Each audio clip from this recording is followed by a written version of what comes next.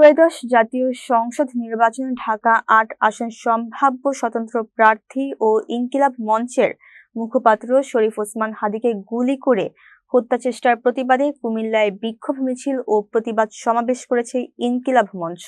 শুক্রবার রাতে নগরীর পূবালী চত্বরে ইনকিলাব মঞ্চ কুমিল্লা বিশ্ববিদ্যালয়ের যুগ্ম আহ্বায়ক মিয়া ফারুক নাহিয়ানের সভাপতিত্বে অনুষ্ঠিত সমাবেশে বক্তব্য রাখেন এবি পার্টি কুমিল্লা জেলা আহ্বায়ক মিয়া মোহাম্মদ তৌফিক, এনসিপির কুমিল্লা মহানগর যুগ্ম আহ্বায়ক ইঞ্জিনিয়ার রাশিদুল হাসান, ইনকিলাব মঞ্চ কুমিল্লা মহানগর আহ্বায়ক গোলাম মোহাম্মদ সামদানি সহ আরো অনেকে। এর আগে নগরীর টমসম ব্রিজ থেকে একটি বিক্ষোভ মিছিল বের হয়ে প্রধান সড়ক প্রদক্ষিণ করে পূবালী চত্বর এসে সমাপ্ত হয়। আমাদের আন্দোলনের প্রধান স্থান হিসেবে আমরা বিবেচনা করি ফাঁসি চাই। প্রিয় উপস্থিতি, আমরা বলে দিতে চাই, জুলাইকে যারা এই দেশকে নির্বাচনমুখী করার জন্য সংস্কার বাদ দিয়ে দুর্নীতি, চাঁদাবাজি, জুলাই সংস্কার থেকে বিমুখ করে শুধুমাত্র তাদের অর্থনৈতিক এবং পকেটধারী করার লোভে জাতিকে সেই মুখী করার চেষ্টা আমরা জুলাই জনতা হতে দেব না। সবাইকে ধন্যবাদ। আসসালামু আলাইকুম।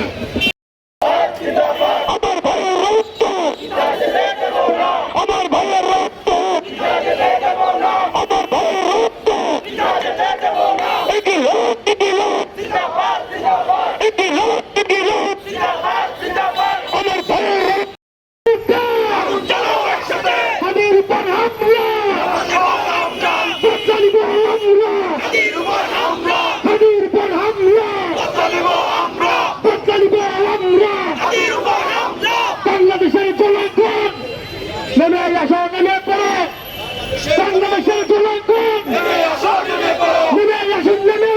বাংলাদেশের জনগণ নেমে আসুন, নেমে পড়ো। বাংলাদেশের জনগণ করে তুলুন আন্দোলন। বাংলাদেশের জনগণ করে তুলুন আন্দোলন। হাদির উপর হামলা, হাদির উপর হামলা। দিল্লি না ঢাকা, দিল্লি না ঢাকা।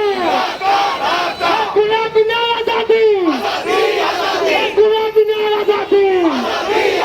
এটা প্রশ্ন সংগ্রাম, এটা প্রশ্ন সংগ্রাম। দালালিরা রাজপথ, দালালিরা রাজপথ।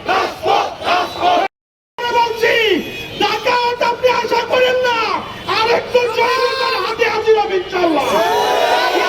আরেকজন শরীফ ওসমান ঢাকাতে নির্বাচন করবে। ডাকাত নিয়ে খেলা করতেছেন শরীফ ওসমান হাদী ঢাকাতের এমপি হবে না শুধু, ইনশাআল্লাহ সমগ্র বাংলাদেশে ওসমান হাদী ইনশাআল্লাহ নেতৃত্ব দিবে। প্রিয় সংগ্রামী ভাইরা, শরীফ ওসমান হাদীর উপরে যারা হামলা করেছে তাদের অতি দ্রুত যদি গ্রেপ্তার করা না হয়, প্রশাসন জুলাই মাস, জুলাই আগস্টে আন্দোলনের পর আপনাদেরকে দেখেছি পোশাক পরে রাস্তায় নামতে পারেন নাই, চোরের মতো ভাইয়া লুকিয়েছিলেন। প্রশাসনের দৃষ্টি আকর্ষণ করছি, যারা ওসমান হাদীকে হামলা করেছে সন্ত্রাসীদেরকে 24 ঘন্টার মধ্যে গ্রেপ্তার করুন, না হয় সমগ্র বাংলাদেশের প্রত্যেকটা ইউনিভার্সিটি, প্রত্যেকটা জেলার মানুষ আমরা রাস্তায় নামবো ইনশাআল্লাহ। শরীফ ওসমান হাদী খুবই সংকটাপন্ন সময় আছে, জীবন মৃত্যুর মাঝখানে আছে। আমরা আপনাদের সবার কাছে দোয়া চাই। এক, শরীফ ওসমান হাদী কোনো নাম নয়, কোনো ব্যক্তি নয়, জুলাইয়ের আদর্শ শরীফ ওসমান হাদী। আমরা বলতে চাই, শরীফ ওসমান হাদীরা বাংলাদেশের সংকটাপন্ন সময়ে জুলাই যেমন দাঁড়িয়েছিল, ঠিক তেমনি যখনই বাংলাদেশের সংকটময় সময় চলে আসবে বারবার দাঁড়িয়ে যাবে। আমি, আপনি, আমরাই হাদী, আমরাই ওসমান হাদী, এটা আমরা বিশ্বাস করি। আমরা বলতে চাই, এই কুমিল্লা জমিন থেকে, বিপ্লবের মাটি থেকে যদি 24 ঘন্টার মধ্যে ওসমান হাদীর হামলাকারীদেরকে গ্রেফতার করা না হয়, শাস্তির আওতায় আনা না হয়, ঢাকাতে লং মার্চ ঘোষণা করবে ইনশাআল্লাহ। পুরো বাংলাদেশ থেকে ঢাকা অভিমুখে লং মার্চ হবে ইনশাআল্লাহ। এই হাদী জনতার হাদী, কোনো মতের হাদি না, এই হাদির পাশে পুরো বাংলাদেশ আছে। আমরা বলতে চাই এই হাদিকে থামায় রাখা যাবে না। আজকের এই অনুষ্ঠান থেকে আমরা শুধুমাত্র হাদিবের জন্য দোয়া করতে চাই, প্রাণ দিয়ে দোয়া করতে চাই।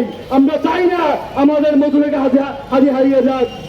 আমরা যতটুকু খবর পেয়েছি তার মাথার মধ্যে গুলি করা হয়েছে, যেটি খুবই পরিকল্পিত।